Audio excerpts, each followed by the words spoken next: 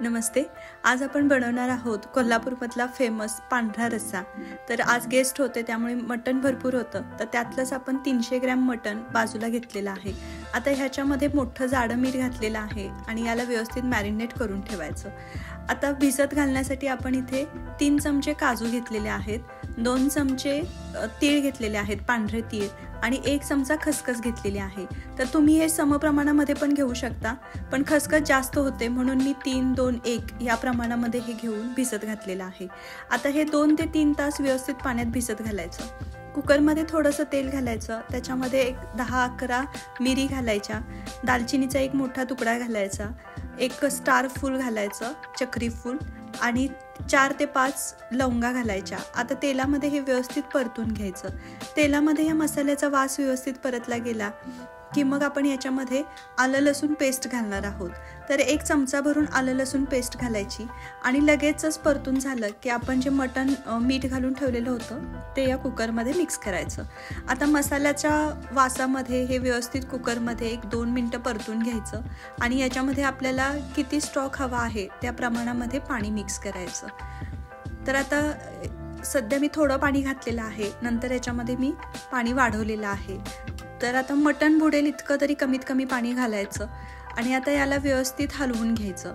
आता मटणामध्ये आपण मीठ घातलेलं होतं त्यामुळे एक्स्ट्राचं जे पाणी आहे त्याच्या अंदाजानुसार थोडंसं मीठ घालायचं.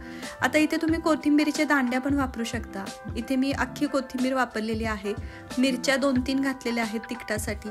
तर कोथिंबीर पण मोठी मोठीच आहे, चिरलेली नाही, बारीक, आणि चवीनुसार मीठ. हे सर्व मिश्रण आता एकत्र कुकरमध्ये 4 ते 5 शिट्ट्या मीडियम गॅसवर देऊन व्यवस्थित आपण मटण शिजवून घेणार आहोत. कुकर थंड झाला की झाकण काढून चेक करा. तर हे पहा, आता मटण व्यवस्थित गरगरीत शिजलेलं आहे. बोनचा पार्ट असेल तो चेक करून बघायचा. बोनपासून जर मटण वेगळं व्हायला लागलं याचा अर्थ ते खूप व्यवस्थित शिजलं गेलेलं आहे.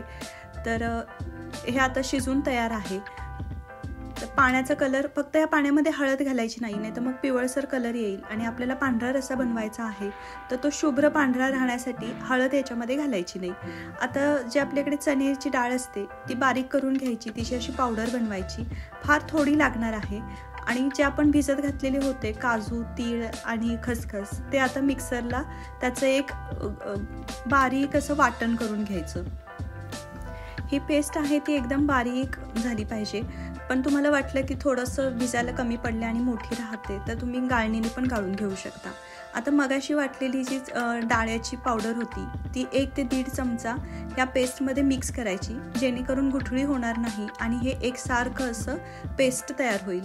आता इथे ओला नारळ अर्धा घेतलेला आहे. याचे बारीक काप करून मिक्सरला थोडंसं पाणी घालायचं आणि फिरवून असं सुती फडक्यामध्ये गाळून घ्यायचं, म्हणजे मग जेणेकरून आपल्याला नारळाचं दूध मिळेल. तर हे असं सुती फडक्यामध्ये नारळ तुम्ही पाणी घालून घातलं की व्यवस्थित दूध आपल्याला बाहेर काढता येतं. आता हे 1 ते 2 वेळा पाणी घालून हे खोबरं फिरवून घ्यायचं, म्हणजे मग आपल्याला इथे भरपूर असं नारळाचं दूध मिळून जातं. तर आता आपला बेसिक तयारी झालेली आहे. एका मोठ्या चाळणीमध्ये आपण जे शिजवलेलं मटणाचं आळणी पाणी आहे ते व्यवस्थित गाळून घ्यायचं, जेणेकरून सगळे मसाले आणि मटणाचे पीस वर निघून जातील. आता हे प्लेन सूप आहे, तर याच्यामध्ये आपण जी मगाशी पेस्ट बनवून घेतलेली होती ती मिक्स करायची आणि एकसारखी हलवून घ्यायची.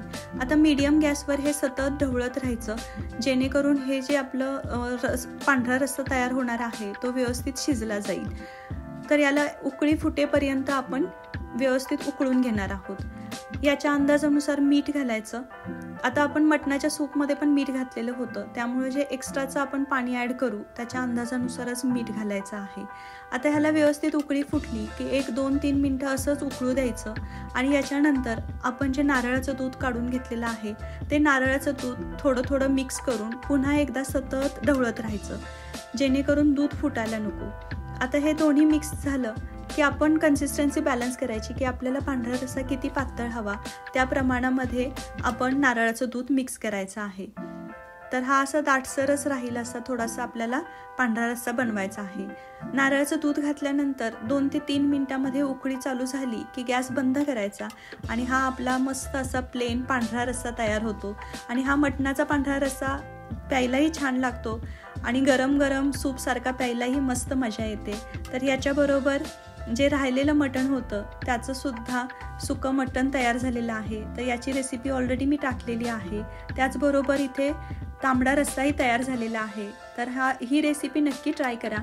आम्ही कोल्हापूरला कॉलेजला असताना नेहमीच संडेला मेस नसली की हा पांढरा तांबडा रस्सा खायला जायचो. त्याची आठवण म्हणून आज हा पांढरा रस्सा बनवलेला आहे. तर नक्की एन्जॉय करा. रेसिपी आवडल्यास लाईक करा, शेअर करा, सबस्क्राईब करा. धन्यवाद.